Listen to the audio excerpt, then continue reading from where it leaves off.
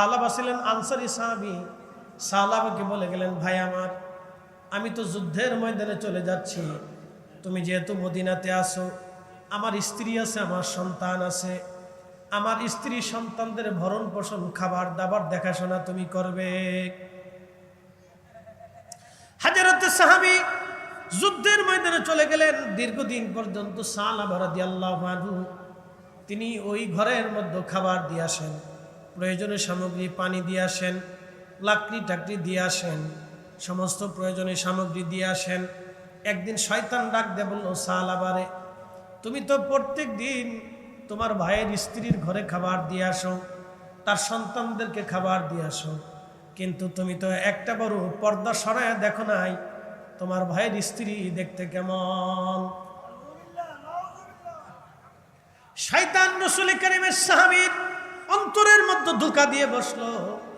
আল্লাহর নবী বললেন, সাহাবীরা রে শোনো, উম্মতেরা শোনো, শয়তান রক্তের শিরার ভিতর দিয়ে ঢুকে কালবের মধ্যে বসে বসে ধোঁকা দিতে থাকে। যদি ধোঁকা থেকে তুমি বাঁচতে চাও তো আল্লাহর জিকিরের ধাক্কা মারো। আল্লাহর জিকিরের ধাক্কা যখন মারবেন তখনই শয়তান আপনার কাল থেকে বের হইয়া দৌড়াইয়া পালাইয়া চলে যাবে। সাহাবী রাসূল খাবার আনতে গেলেন, খাবার দিতে গেলেন, তিনি তেনার ভাইয়ের ঘরের স্ত্রীর ঘরের মধ্য বাড়িতে খাবার দিলেন, কিন্তু পর্দা সরাইলেন। সরায় দেখলেন এক পরমা সুন্দরী নারী। কারণ আরবের মেয়েরা অত্যন্ত সুন্দরী হয়, যে সুন্দর তো অনেক সুন্দর। হযরত সালামা স্থির থাকতে পারেন নাই, দরজা পর্দা সরাইয়া দৌড়ায় যাইয়া তার ভাইয়ের স্ত্রীর হাত চেপে ধরলেন। শুধু হাত চেপে ধরেছেন, তখনই মহিলা ডাক দিয়ে বলল, সালাবারে, তুমি আমার স্বামীর ভাই, তাও দ্বীনি ভাই, আনসারী ভাই, তুমি আমার হাত ধরেছ। আমার স্বামী তোমার কাছে আমাদেরকে আমানত দিয়ে গেছে, তুমি কি বুঝতেছ তুমি কি করতে চাইতেছ? এ সালাবা, তুমি আল্লাহকে ভয় করো। সাহাবী রাসূল সাথে সাথে হাত ছেড়ে দিলেন, দেরি করেন নাই, একটা দৌড় মেরে মদিনা থেকে পাহাড়ে চলে গেলেন। পাহাড়ে যাইয়া খাওয়া দাওয়া বাদ দিয়ে সেজদার মধ্যে পড়ে কাঁদে, আল্লাহ আমি ভুল করে ফেলছি, আল্লাহ আল্লাহ আমি ভুল করে ফেলছি। এ পয়েলগাছাবাসী, ওয়াজ যত দূরে যায়, এইখানে বহু মুসলমান আজ এশার নামাজ পড়ে নাই,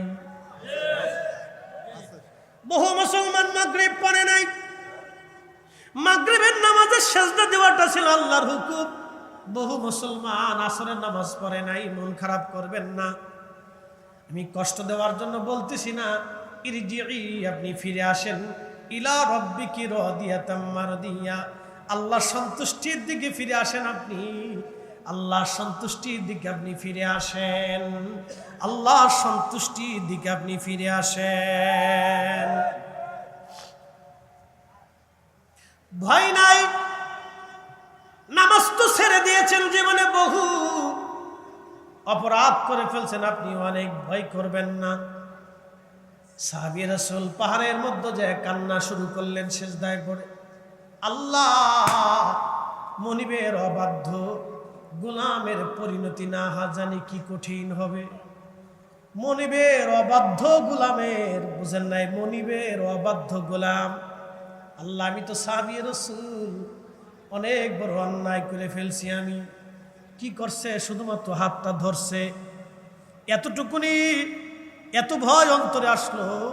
আমি তো সাহাবী রাসূল, আল্লাহ আমি আমানতের খেয়ানত করে ফেলছি, আজ আমি তোমার অবাধ্য হইছি, না জানি এই গোলামের হালত কি হবে আজ। আল্লাহ ক্ষমা না করলে সালাবা পাহাড় থেকে কোনোদিন মদিনায় ফিরে যাবে না। সেজদায় পড়ে পড়ে কাঁদতেছিলেন। আহাকে কান্না। নবীজি তাবুকের যুদ্ধ থেকে ফিরে আসলেন, সাহাবীরা যার যার ঘরে চলে গেলেন। সাহাবী, মুহাজির সাহাবী বাড়িতে যাওয়ার পর স্ত্রীকে বলেন, বিবি আমার, তোমরা কেমন আছো? বলে, আলহামদুলিল্লাহ, আল্লাহ আমাদেরকে ভালো রাখছে। বলো, আমার ভাই সালাবা তোমাদের সাথে কেমন ব্যবহার করেছে?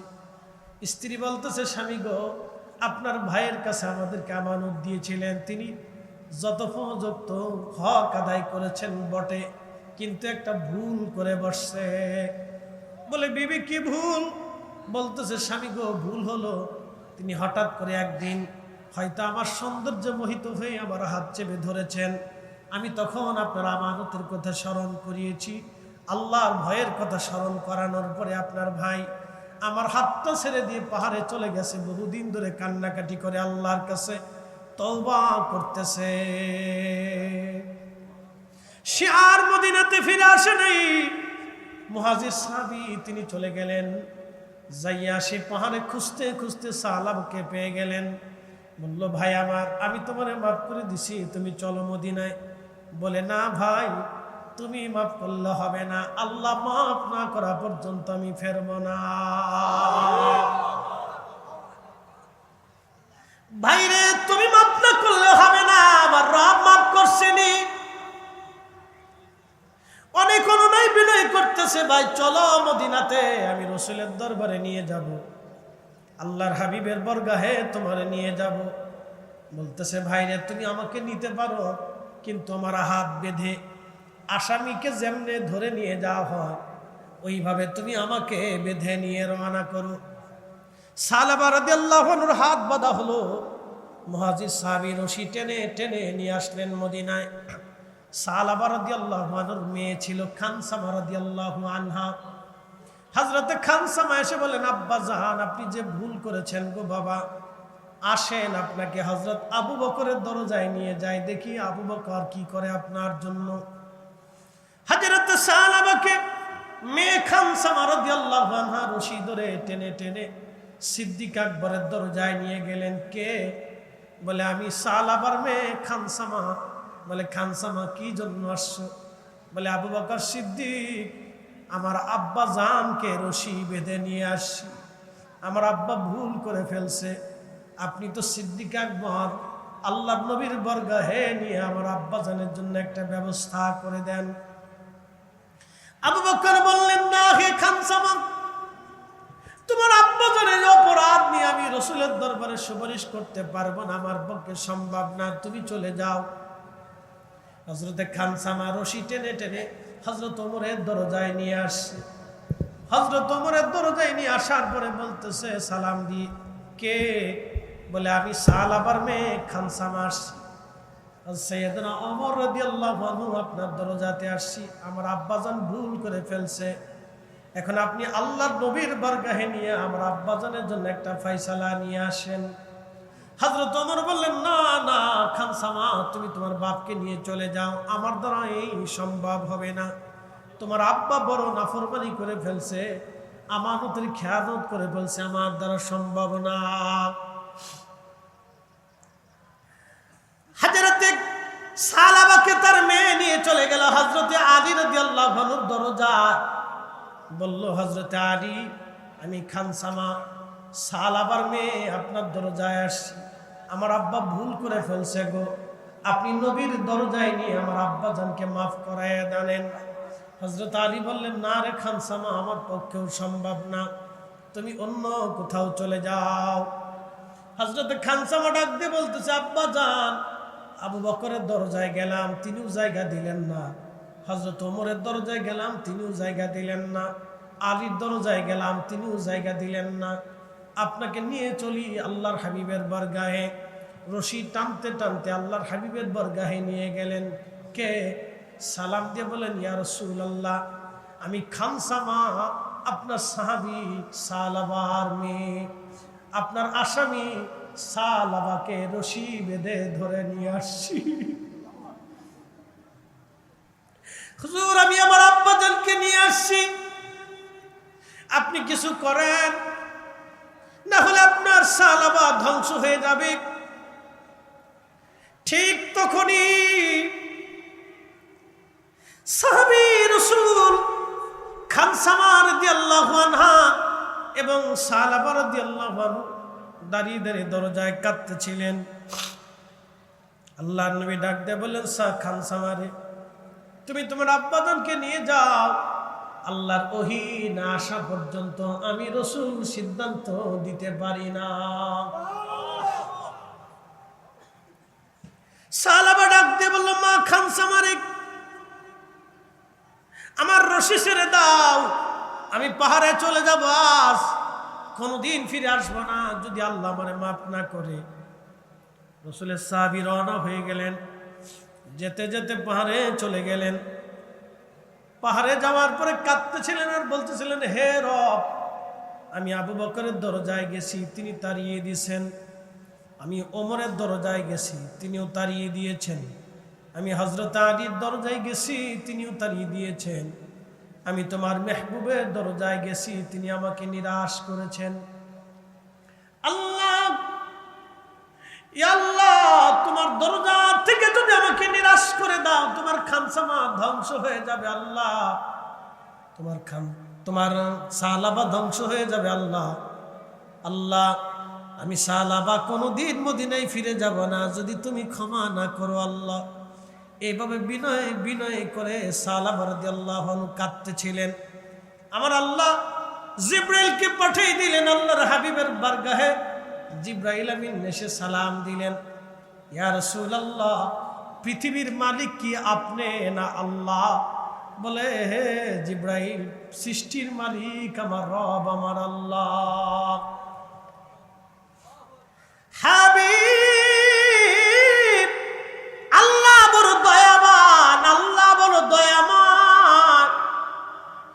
বন্ধু আল্লাহর হাবিব, আপনি সাহাবী সালাবাকে সংবাদ দিয়ে দেন, আল্লাহ তার জীবনের অপরাধ মাফ করে দিয়েছে। চিৎকার মেরে জোরে বলেন আল্লাহু আকবার। কখনো তোমাকে যদি ভুলি, হেদায়েতের আলো জেলে নিয় কাছে তুলি। কখনো তোমাকে যদি ভুলি, হেদায়েতের আলো জেলে নিয় কাছে তুলি। ঠাই দিও প্রিয়তম গো, ঠাই দিও প্রিয়তম অগ মহিয়ান।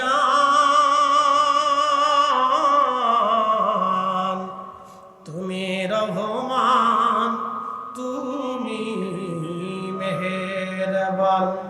অন্ধ গাহে না শুধু তোমার গুণগান, অন্ধ গাহে না শুধু তোমার গুণগান। বুঝেও বুঝে না তবু শান। তুমি রহমান, তুমি মেহেরবান। আল্লাহুম্মা সাল্লি আলা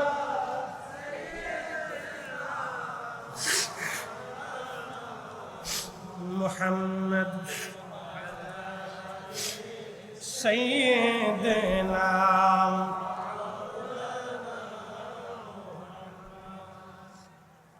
হযরত সালাবার ব্যাপারে নবীজি ডাক দিলেন, সাহাবীরা, সালাবার আল্লাহ মাফ করে দিয়েছে, তোমরা কে কে আমার সালাবাকে পাহাড় থেকে আনতে যাবা বলো। হযরত আবু বকর, হযরতে ওমর, হযরতে সালমান ফারসি, হযরত আলী রিদওয়ানুল্লাহি তাআলা আলাইহিম আজমাইন, এই চারজন মহান সাহাবী দাঁড়িয়ে গেলেন। আল্লাহর নবী বললেন, আবু বকর, ওমর, তোমরা দুইজনে বসো। সালমান ফারসি এবং আলী রাদিয়াল্লাহু আনহুমা, তোমরা দুইজনে চলে যাও, আমার সাহাবাকে পাহাড় থেকে খুঁজে তালাশ করে নিয়ে আসো। নবীর মহান দুইজন সাহাবী খুঁজতে খুঁজতে পাহাড়ের গহ্বরে যায় দেখলেন একটা কোনায় সালাবা সেজদায় পড়ে কাঁদতেছে, আল্লাহ ক্ষমা যদি না করো তোমার সালাবা ধ্বংস হয়ে যাবে। আল্লাহ, তোমার সালাবা ধ্বংস হয়ে যাবে, ক্ষমা যদি না করো। আমার পীর মুর্শিদ হুজুর কেবলা দান আট্টুশির হুজুর শেষ রাত্রিবেলা তাহাজ্জুদের সময় একটা শের গাইতেন, আপনাদেরকে একটু শোনাই। শুধু মাঝে মধ্যে হয়তো অনেকেই বিরূপ মন্তব্য করতে পারেন, একটা সুন্দর শের আপনাদেরকে শোনাবো। হুজুর কেবলা এইভাবে গাইতেন, গুনাহগার বলে মাওলা, অপরাধী বলে মাওলা, দূরে ফেলে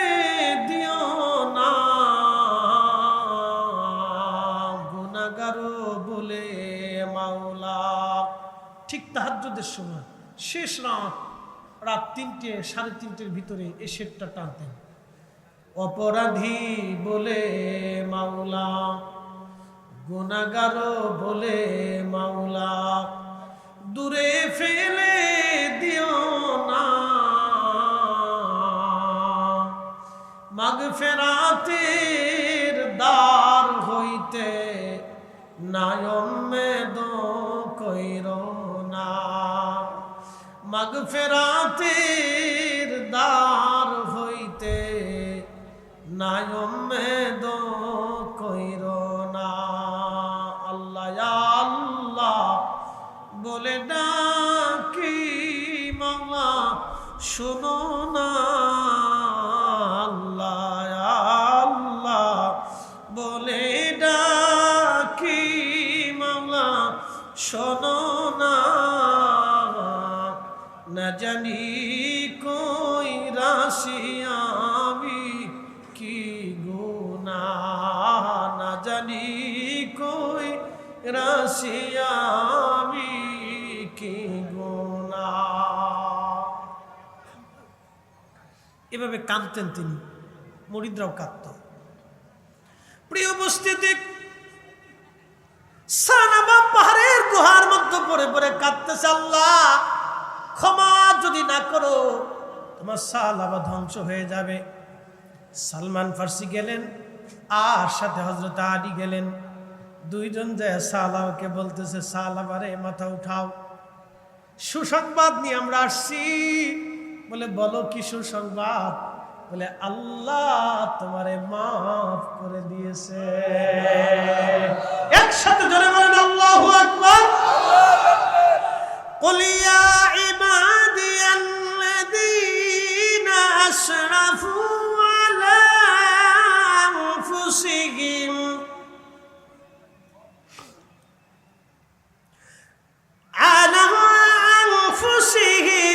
لا تقنطوا من رحمة الله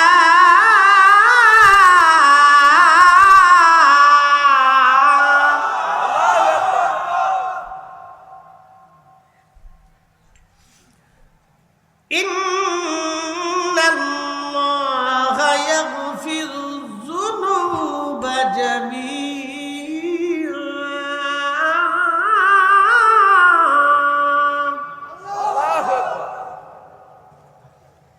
رب العالمين বলেন, কুল হাবিব আপনি বলে দেন, ইয়া ইবাদিয়াল্লাযীনা আসরাফু, হে আমার গোলামরা বান্দারা, তোমরা যদি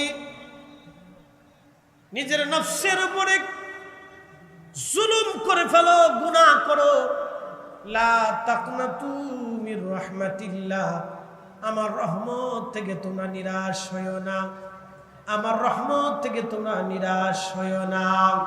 একবার চিৎকার মেরে জোরে বলেন আল্লাহু আকবার। আরো জোরে বলেন আল্লাহু আকবার। পৃথিবীর শ্রেষ্ঠ সংবাদের এক সংবাদ আপনাদেরকে শোনাইলাম। পৃথিবীর শ্রেষ্ঠ সংবাদের এক সংবাদ আপনাদেরকে শোনাইলাম। লা তাকনাতু মির রাহমাতিল্লাহ, গুনাহ যদি এত পরিমাণে হয়, তুমি 7 আসমান ভরে ফেলে দিয়েছ, গুনাহ যদি এত পরিমাণে হয়, পৃথিবীর সব নদী সাগর মহান সাগর পর্যন্ত ভরে ফেলছো, গুনাহ যদি এত পরিমাণে হয় 7টা জমিন তুমি ভরে ফেলছো, লা তাকনাতু মির রাহমাতিল্লাহ, বান্দা ও বান্দা আমার রহমত থেকে তুমি নিরাশ হইও না, আমি নিরাশ করব না।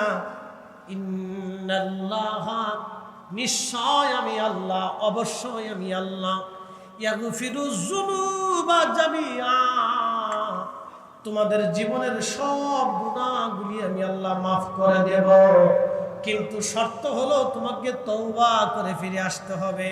এইজন্য আল্লাহর একটা নাম আছে আত-তাওয়াব, তাওয়াব, তওবা কবুল করনে ওয়ালা। যদি এই নাম আল্লাহর না থাকতো রে, তাহলে আমাদের কারো তওবা কবুল হতো না, আমরা সবাই ধ্বংস হয়ে যাইতাম। এই জন্য ফিরে আসেন, ফিরে আসেন আপনারা, তওবা করে ফিরে আসেন আল্লাহর পথে, তওবা করে ফিরে আসেন আল্লাহর পথে।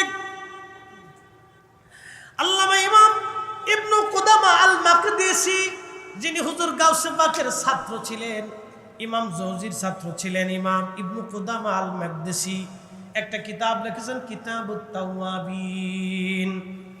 এই কিতাবুত তাওয়াবিনের ভিতরে তিনি লিখেছেন, আল্লাহর নবীকে এক সাহাবী বলেন, ইয়া রাসূলুল্লাহ, কোন বান্দা গুনাহ করে ফেলছে, এরপরে তওবা করলো, আল্লাহ রাসূল বলেন মাফ।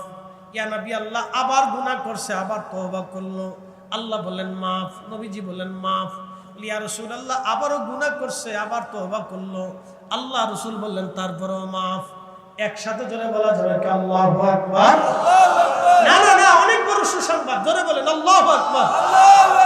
এই জন্য আল্লাহ রাসূল বলেন, উম্মত প্রত্যেকদিন তুমি 70 বার তওবা করো, কারণ মরণের সময় তোমার তওবা করার সুযোগ নাও হতে পারে।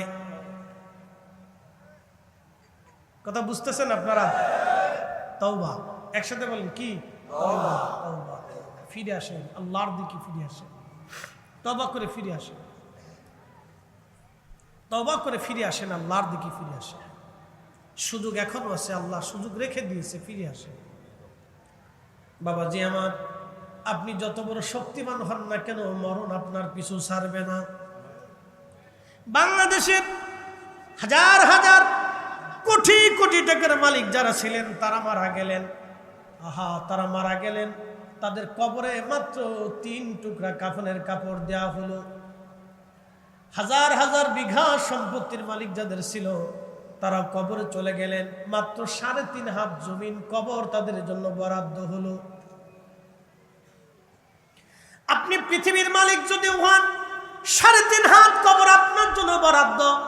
আপনি যদি হাজার হাজার বিলিয়ন ট্রিলিয়ন কোটি কোটি টাকার মালিক হন, পৃথিবীর সমস্ত স্বর্ণ আপনার যদি মালিকানায় আসে, পৃথিবীর সমস্ত যদি গহনা এবং রূপা এবং আপনার কি বলে আরো জহরতগুলি, হীরা মণিমুক্ত যদি আপনার অধীনে চলে আসে, মাত্র 3 টুকরা কাফনের কাপড় আপনার জন্য বরাদ্দ।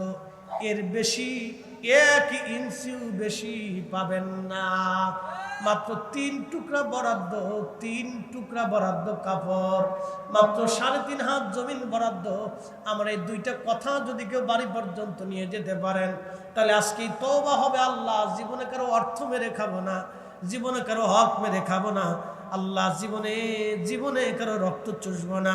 আল্লাহ, জীবনে কারো অধিকার ক্ষুণ্ণ করবো না। জীবনে ভাইয়ের সম্পদ মারবো না। জীবনে বোনের হক নষ্ট করব না। জীবনে কখনো মা বাবার হক নষ্ট করব না। শুধু 2টা কথা বাড়ি নিয়ে যান।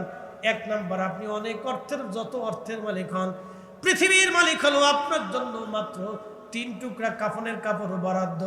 সারা পৃথিবীর মালিকও যদি আপনি হয়ে যান, 3.5 হাত জমিন আপনার জন্য বরাদ্দ। এর বেশি কিছুই আপনি পাবেন না। সাহাবী 2 জন সাহাবাকে নিয়ে আসলেন। তখন হযরত বেলাল রাদিয়াল্লাহু আনহু ফজরের আযান দিলেন, আসসালাতু খায়রুম মিনান নাওম, ঘুম থেকে নামাজ ভালো। সমস্ত সাহাবী মসজিদ ভরা, একেবারে জায়গা নাই। হযরত সালাবা রাদিয়াল্লাহু আনহু সবার পিছনের কাতারে এসে দাঁড়াইলেন। আল্লাহর নবী কোরআন তেলাওয়াত শুরু করলেন। আলহামদুলিল্লাহ সূরা ফাতিহা পড়ার পরে নবীজি সূরা তাকাসুর শুরু করলেন। আলহাকুমুত তাকাসুর হাত্তা যুরতুমুল মাকাবির। আল্লাহু আকবার। আলহাকুমুত তাকাসুর হাত্তা যুরতুমুল মাকাবির। আল্লাহু আকবার। ঠিক তখনই হযরত সালাবা রাদিয়াল্লাহু আনহু থরথর করে কাঁপতেছিলেন। থরথর করে কেঁপে চিৎকার দিয়ে উঠলেন, আহ! শুধু আহ! চিৎকার দিয়ে হযরত সালাবা মসজিদে নবীর মধ্যে পড়ে গেলেন। পরে আর দেরি হলো না, আমার আল্লাহ তার রূহ নিয়ে চলে গেলেন। নামাজরত অবস্থায় কোরআন তেলাওয়াতে আল্লাহর ভয়ে আলহাকুমুত তাকাসুর অর্থ বলে দিয়ে যায়, মানুষ দুনিয়ার পিছে দৌড়াইয়া আমি আল্লাহকে ভুলে যায়। মানুষ দুনিয়ার পিছে দৌড়ে আমি আল্লাহকে ভুলে যায়। হাত্তা যুরতুমুল মাকাবির, কবর পর্যন্ত, এরপরে আর কোনো সুযোগ নাই। সালাবা ঘুমিয়ে গেলেন, মসজিদের মধ্যে সালাবা ইন্তেকাল করলেন। একসাথে চিৎকার মেরে ধরে বলেন না মারহাবা, লা ইলাহা লা ইলাহা লা ইলাহা লা ইলাহা লা ইলাহা ইল্লাল্লাহ লা ইলাহা হাসবি রাব্বি জাল্লাল্লাহ মা ফি কলবি গায় আহা নূর মুহাম্মদ ও নূর মুহাম্মদ ইল্লাল্লাহ লা ইলাহা ও লা ইলাহা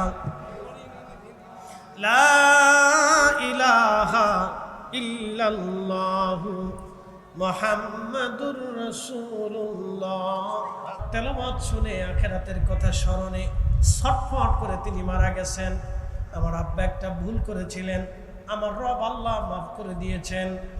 ইয়া নবী আল্লাহ, আমার আর কোনো ভাই নাই, বোন নাই, আমার পরিবারের আর কেউ নাই, আমার আব্বা জানি ছিল। ওগো ইয়া নবী আল্লাহ, আমার আব্বা জান চলে গেল, আমার এখন উপায় কি হবে, আমি কি করব? আল্লাহর নবী বললেন, খানসামারে, তোমার বাবা যদি রাহমাতুল লিল আলামিন হয় তাহলে কেমন হবে? আল্লাহু আকবার। তোমার বাবা যদি রাহমাতের নবী হয় তাহলে কেমন হবে? তোমার বোন যদি ফাতেমা হয় তাহলে বলো কেমন হবে? তোমার বাবা যদি নবী হয় তাহলে কেমন হবে? তোমার বোন যদি ফাতেমা হয় তাহলে খানসামা বলো তোমার কেমন হবে? খানসামা হেসে দিয়ে বলেন, ইয়া রাসূলুল্লাহ, এর চেয়ে বুলন্দ নসিব খানসামার জন্য আর কিছু হতে পারে না। তুমি মোদের আশার আলো, ঠিক কিনা? তুমি মোদের আশার আলো, তাই তো তোমায় বাসি ভালো। তুমি মোদের আশার আলো, তাই তো তোমায় বাসি ভালো। হৃদয় নামের ফুলদানিতে, হৃদয় নামের ফুলদানিতে গেথে রেখেছি প্রেমের মালা। ইয়া রাসূলুল্লাহ, ইয়া হাবিবাল্লাহ, ইয়া রাসূলুল্লাহ, ইয়া হাবিবাল্লাহ, ইয়া রাসূলুল্লাহ।